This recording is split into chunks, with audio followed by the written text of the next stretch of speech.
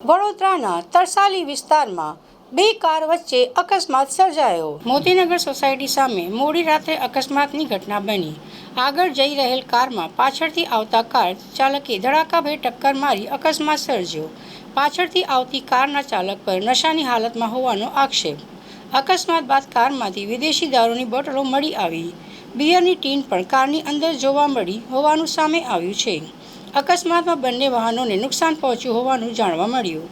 અકસ્માત સર્જી ગાડી નંબર GJ06 RC 5066નો ચાલક અને ગાડીની અંદર દારૂની મહેફિલ માનતા લોકો ગાડી સ્થળ પર મૂકી ફરાર થઈ ગયા।